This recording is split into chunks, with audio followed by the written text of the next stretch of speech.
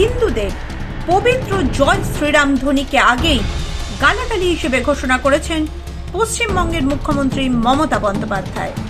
এবার সেই রাম নামের ধ্বনি দিয়ে তার দলের দুষ্কৃতীদের হাতেই আক্রান্ত হলেন এক গেরুয়াধারী সন্ন্যাসী। শনিবার পূর্ব মেদিনীপুরের ভগবানপুরের ঘটনা। আক্রান্ত স্বামী সূর্যানন্দ মহারাজের সঙ্গে সোমবার হাসপাতালে গিয়ে দেখা করেন রাজ্যের বিরোধী দলনেতা শুভেন্দু অধিকারী। এরপর তার উন্নত চিকিৎসার ব্যবস্থা করেন তিনি। অভিযুক্ত তৃণমূল নেতাদের গ্রেফতারির দাবিতে ভগবানপুর থানার সামনে বিক্ষোভ দেখায় বিশ্ব হিন্দু পরিষদ ও বজরং দল। শনিবার ভগবানপুরে হিন্দু সম্মেলনের আয়োজন করা হয়েছিল। সেখানে হাজির ছিলেন স্বামী সূর্যানন্দ।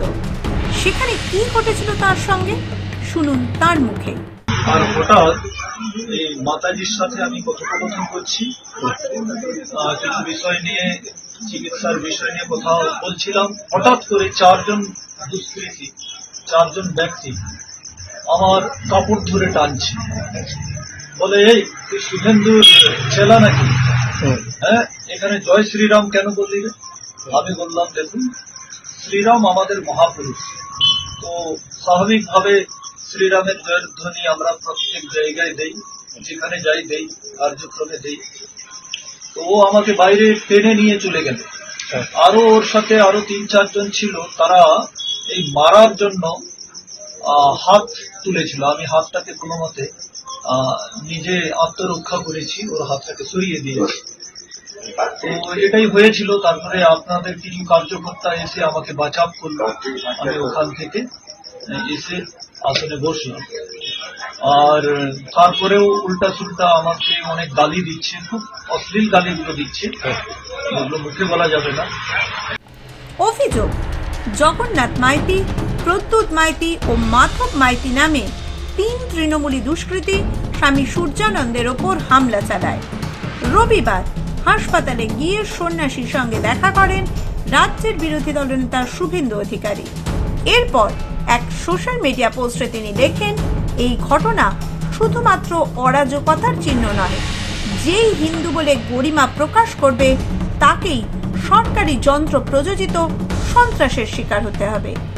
মমতা বন্দ্যোপাধ্যায়ের সরকারের জমানায় পশ্চিমবঙ্গ হিন্দু বিরোধী শক্তির অভয়ারণ্য হয়ে উঠেছে। দিনের পর দিন সনাতনীরা আক্রান্ত হচ্ছেন, মন্দির ভাঙা হচ্ছে, সন্ন্যাসীদের ওপর হামলা হচ্ছে, হিন্দুদের ওপর নির্যাতন হচ্ছে। সরকারের দোষণ নীতি ও ভোট ব্যাংকের রাজনীতির ফলেই এসব হয়ে চলেছে। জয় শ্রীরাম বলা যাবে না। এক সাধু বলেছিলেন, জয় শ্রীরাম তো হিন্দুদের স্লোগান, জয় শ্রীরাম দে ভারতবর্ষের স্লোগান, এবং এতে সবাই হিন্দুরা এবং যারা রামরাজ্য দেখেন, শুধু হিন্দুরা নয়, ভগবান রামচন্দ্রের রাজ্য কি, হাতে কাজ, পেটে ভাত, মাথায় ছাদ। কথায় কথায় অন্য ধর্মের লোকেরাও বলে আমরা রামরাজ্য চাই।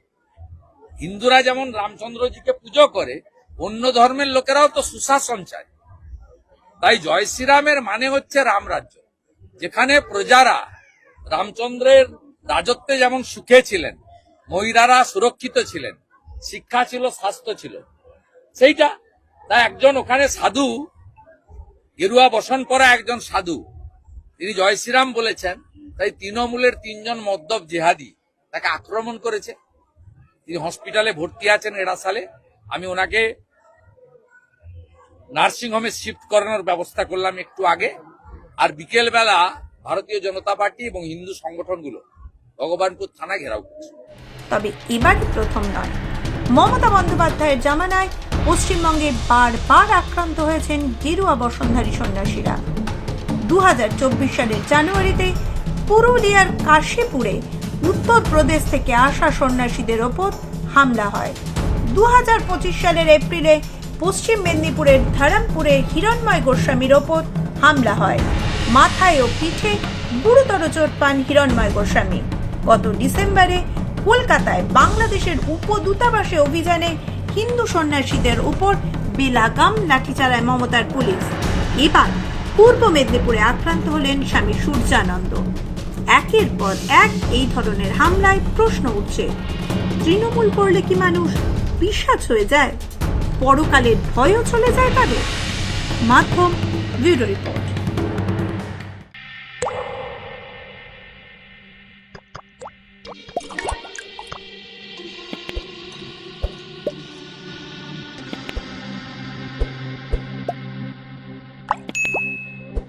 Goa's transformation is more than just development.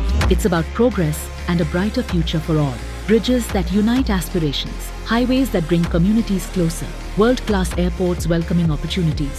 From modern infrastructure to seamless connectivity, Goa is on the fast track to grow. Under the decisive leadership of Prime Minister Narendra Modi and Chief Minister Dr. Pramod Sawant, the double-engine Sarkar is driving Goa towards Vikasit Bharat 2047, a future of prosperity, innovation and limitless possibilities.